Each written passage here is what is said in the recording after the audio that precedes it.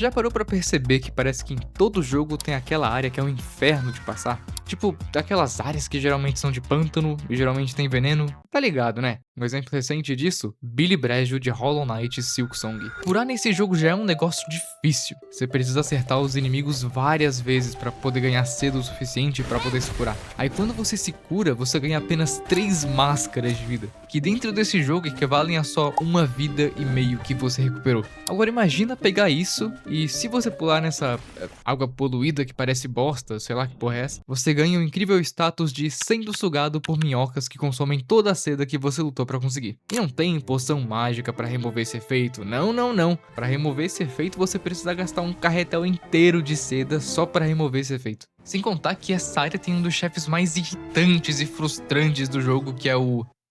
esqueci o nome. Mas basicamente o chefe em si não é nada demais. Mas o que fez todo mundo odiar ele foi a runback desgracenta de longa até você chegar nele. Enquanto eu jogava essa parte no Silksong, eu ficava pensando, mano, de quem foi a ideia de adicionar isso? Qual o motivo de adicionarem isso no jogo? É só pra zoar com a cara do jogador? Porque não é possível que alguém em sã consciência achou que essa área seria uma boa ideia. E sinceramente, revendo agora, esses 3 caras sabiam exatamente o que estavam fazendo. E essa área é intencionalmente feita pra te deixar extremamente puto com a vida. E não só Billy Brejo, como também Sands Fortress, Faron Keep, Hidrovia Real, Iron Keep, Lost Izalith, Tomb of the Giants, Blind Town.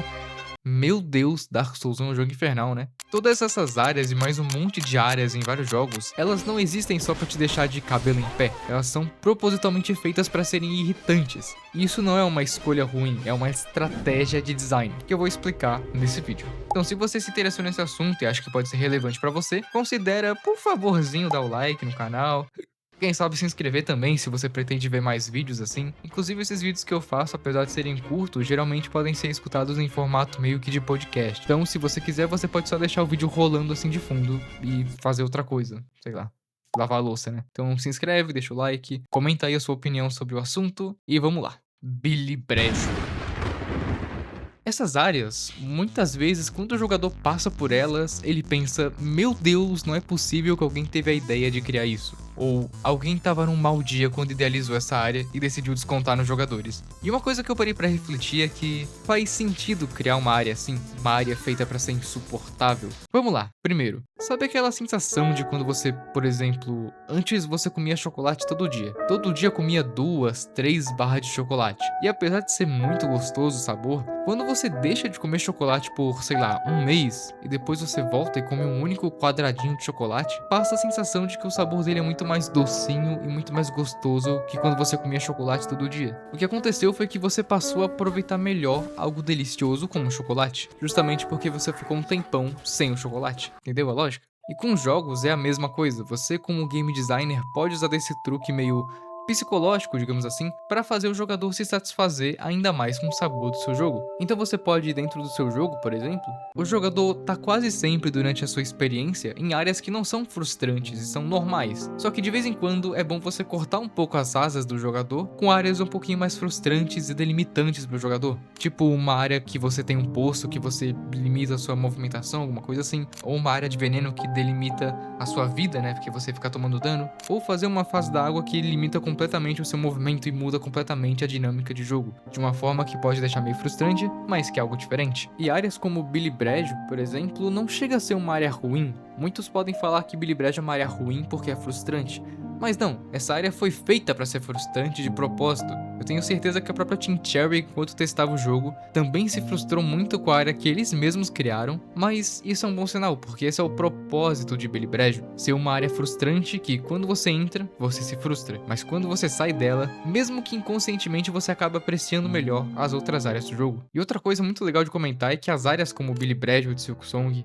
Ninho Profundo de Hollow Knight, Sands Fortress de Dark Souls 1, elas ajudam na divulgação do seu jogo, mesmo que sem querer. Eu, por exemplo, só tive a ideia de fazer esse vídeo quando vi muitas pessoas reclamando de Billy Brejo e daquela runback horrorosa e longa, cheia de piscina de bosta, junto com aquele chefe monstro gosmo horroroso que quase me fez só decidir ignorar o Billy Brejo completamente.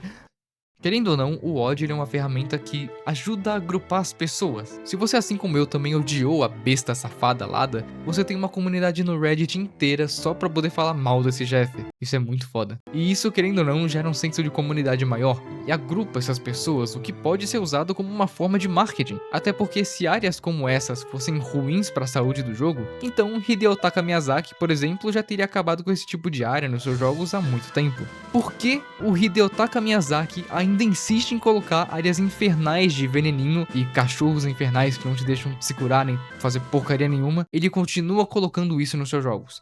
Todo mundo odeia isso, todo mundo odeia esses cachorros infernais que não te dão espaço pra curar, não te dão espaço pra respirar. Todo mundo odeia essas áreas tipo Farm Keep, cheia de veneno e um monte de gosma, coisa assim. Quem que gosta de área de gosma em jogo? Vai tomar no c... Mas por que o grande rei Miyazaki continua insistindo em colocar essas áreas no seu jogo? Ora bolas, é porque isso ajuda no jogo como um todo e apimenta a comunidade do jogo. Faz as pessoas falarem mais do seu jogo, discutirem mais sobre ele. O próprio Dark Souls conseguiu se aproveitar muito desse marketing negativo, entre muitas aspas, né, para tornar o jogo mais famoso. Muita gente conhece Dark Souls como um jogo estupidamente difícil, que você precisa largar o seu emprego e vender a sua alma pro jogo para conseguir zerar. Sendo que não, o jogo não é tão difícil. É mais uma questão de perseverança e vontade de melhorar e progredir do jogador. É esse desejo que vai fazer você passar por cada chefe até chegar no crédito final do jogo, e não simplesmente o quanto você é bom nele. Só que querendo ou não, essa fama do jogo ser muito difícil, eu tenho certeza que foi responsável por pelo menos, sei lá, uns 50% do sucesso e da popularidade da franquia veio por conta disso. Claro, essa porcentagem eu tirei do meu blog, né? Mas ainda assim, com certeza ajudou bastante, né? Mas claro, você não precisa deixar o seu jogo estupidamente insuportável para ele fazer mais sucesso. Primeiro Dark Souls, por exemplo, uma runback média de um chefe era mais ou menos isso.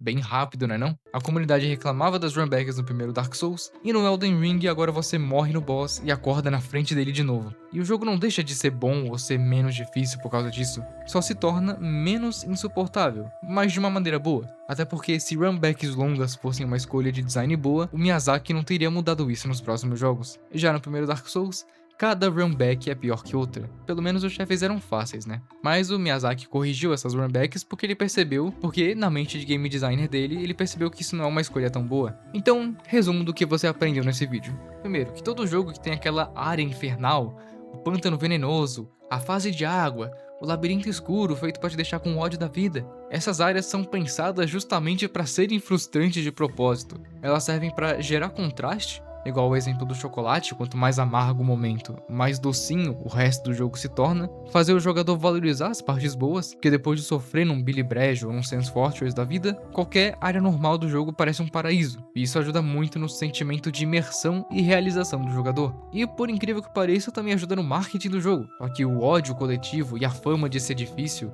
ou algo ser frustrante, algo ser injusto, como por exemplo a besta safada Lada, ajudam o público a falar mais sobre o jogo, comentar mais sobre ele, e também se agrupar em comunidades e gerar um senso maior de comunidade dentro do jogo. Também vimos que isso é algo que até o Miyazaki faz de propósito.